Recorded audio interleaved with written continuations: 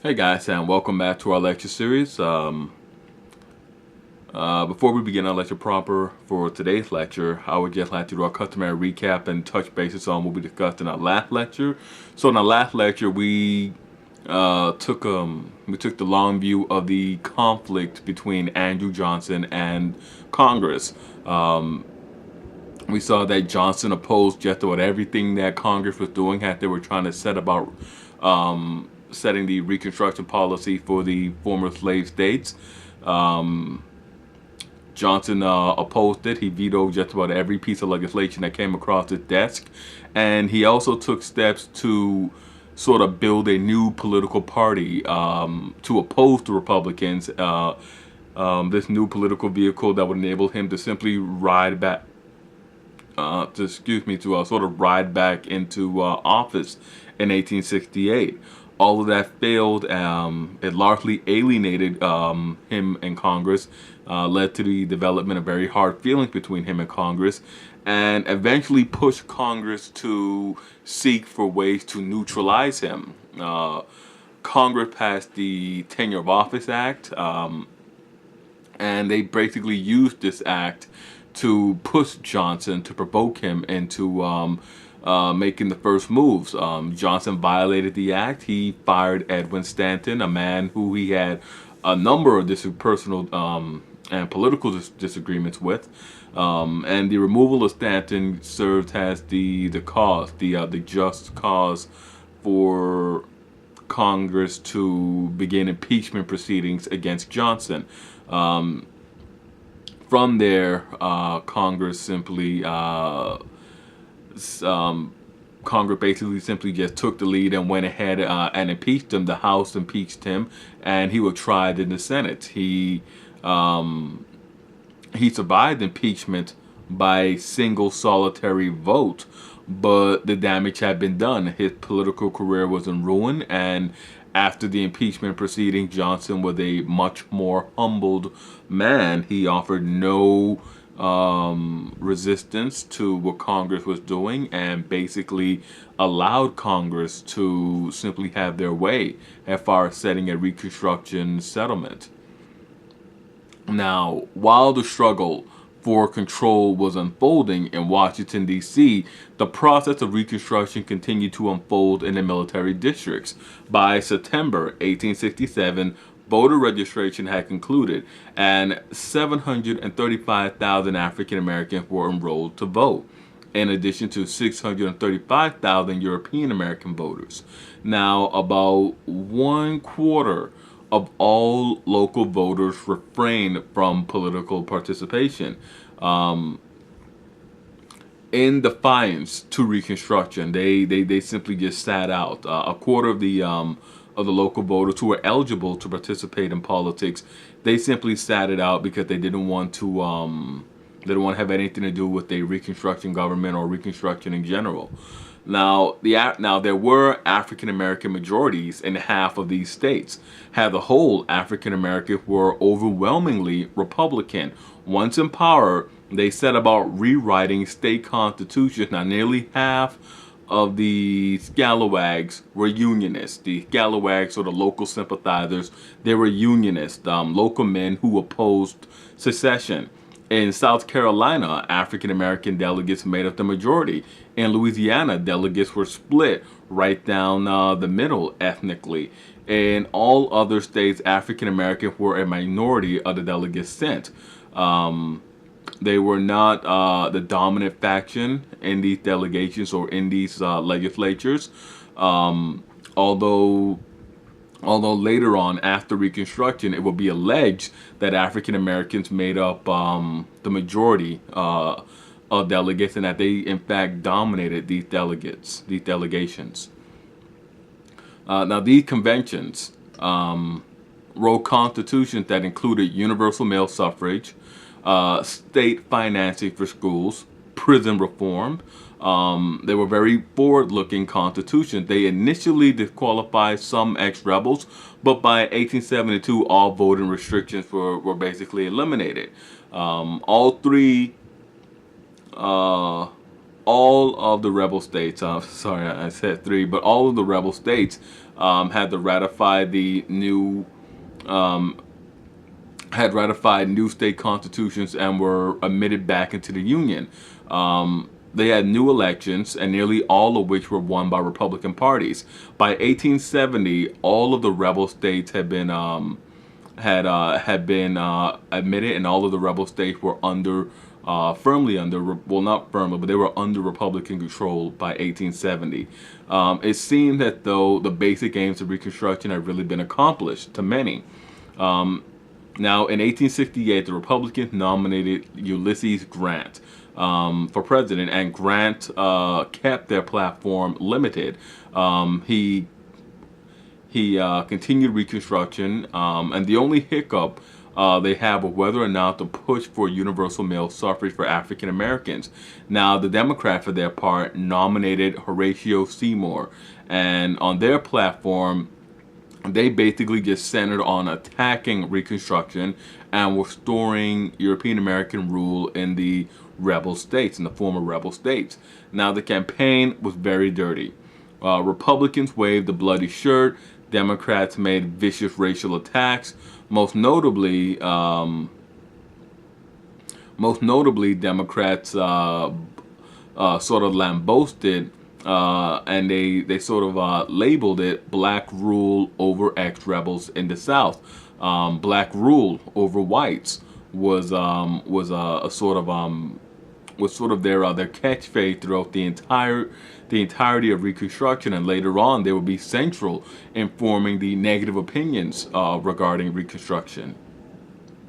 Now, a depressingly high amount of persons were murdered by Redeemer groups during this campaign, and the Redeemers carried Louisiana and Georgia, but their tactics cost them support outside of the ex-rebel states, and Grant won the election decisively in the Electoral College, 214 to 80. The Republicans retained 2/3 of the House and 4/5 of the Senate. Now, Seymour won a majority of the white voters in 1868, while Grant won the popular vote on the strength of black voters in 1868. Now, this led the Republicans in Congress to address the question of African American suffrage more seriously. Less than 3 years after the end of the war, a Democratic candidate has won the majority of European American voters, or white voters, in the presidential election. This spurred the Congress and the Republicans in general to act more swiftly and more decisively on African American male suffrage. 11 of the 21 free states still prohibited African American men from voting. This was rectified by the 15th Amendment, and it was argued for on moral grounds, and more pragmatically, it was argued because it strengthened the Republican Party nationally. They were right. During Reconstruction, an African American was a Republican voter. The amendment did not address female suffrage, and it left many suffragettes who lobbied for emancipation and abolition embittered. Susan B. Anthony, for one, refused to support the 15th Amendment because it did not give women the right to vote. Many viewed the 15th Amendment as the last step needed to complete Reconstruction. They believed that it was time to put aside Reconstruction and return to a bit of normalcy. In the ex-slave states, however, there was growing resentment at the corrupt and unfair black rule imposed upon them. Now, as Reconstruction unfolded, it involved 4 very different groups, each searching for opportunity and motivated by different reasons. First, there were the African Americans. Then there were the Free State adventurers, the poor and middle tier European Americans of the former slave states. And lastly, there were the former slavocrats. African Americans undoubtedly endured the most widespread and far-reaching changes during this period. Freedmen and freemen constituted a voting majority in 5 states: Alabama, Florida, Louisiana, Mississippi, and South Carolina. They were united in one singular desire: land. They wanted land so that they will be able to uh, ensure that they would have their economic independence, and political representation equal to their population. Equality and possibility became integral to their objectives. It was during this time that the popular cry 40 acres and a mule became a major rallying cry for the African American community. And again, 40 acres and a mule stems from Sherman's decision to carve away some of the best agricultural land in the Georgia and South Carolina lowlands during his march to the sea. Now, the Free State adventurers, who often formed mutually beneficial partnerships with the African American community, were migrants who were seeking better opportunities themselves. The former rebel states were conquered territories that held enormous economic promise. There was also the promise of political advancement for these men. With most former politicians barred from office because of association with the Confederate States, a power vacuum of state and county offices opened up. The largest group of adventurers were made up of businessmen. And these men were solely interested in pursuing economic purposes. Businessmen made up the bulk of their numbers, and they were eager to engage in cattle ranching, cotton and rice growing. This group grew wealthy off of the cash crops and high prices caused by the war. They were derisively known as carpet baggers for the cheap carpet bags, for the cheap bags they purportedly brought with them when they migrated into the former slave states. Now, the poor and middle tier European Americans, most of whom had no land or wealth before the war, found themselves increasingly impoverished. They represented the majority of the former rebel states' population and a critical group politically. They were also an angry group. They were angry at the slavocrats for dragging them into the war. They were angry at the Republicans for prosecuting the war so vigorously. And for the most part, they were still stalwart supporters of the slavocrat elite and open racists who, more than anything, blamed their misfortunes on the African American community. A few were persuaded to support the Republicans, and in some cases African Americans, enticed by the promises of better economic opportunities. Those who made common cause with the Republicans and African Americans were derisively labeled scalawags. Now, the former slavocrats, who were the unquestioned barons of the slave states, controlling the region's economy and politics before the war, they were largely dispirited. The majority had lost all their wealth in terms of slave property, land holdings, and hard cash. Had they had fully supported the Confederacy, they exchanged all of their money for Confederate dollars, which was largely useless after the war. They retained their estates, but for those who retained their estates, they were forced to sell off their holdings bit by bit through either free state adventurers or forced to take foreman positions on their former plantations. Those who were unable to adjust to the new realities actually just fled to the last bastion of slavery, Brazil, where they became known as Confederatos. They were economically weakened, politically isolated, but would prove formidable opponents to Reconstruction and later embark on a campaign of voter manipulation and racial violence to return to power. Now, in the ex-rebel states, the terms carpetbaggers and scalawags, they became loaded terms. Even now, to call someone a carpetbagger or a scalawag would result to either hard words or even in some cases open violence in the former slave states and the former rebel states. Carpetbaggers and scalawags to the European American contemporaries were deemed the lowest of the low and particularly unfit people. Uh, they saw a future for the ex-rebel states that was rooted in industry, much like the vision the Republicans had for the republic as a whole. The Republican Party was weak, very weak in the region. Because they had no traditional support base. Their new base had no history of operating in unison. They tried to unite the fractious groups, and they largely did not succeed.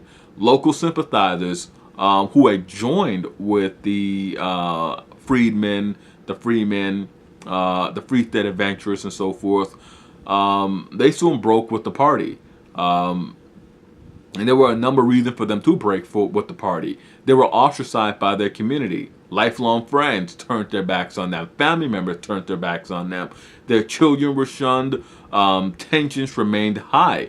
As Redeemer groups, violence rose. Local sympathizers abandoned the coalition.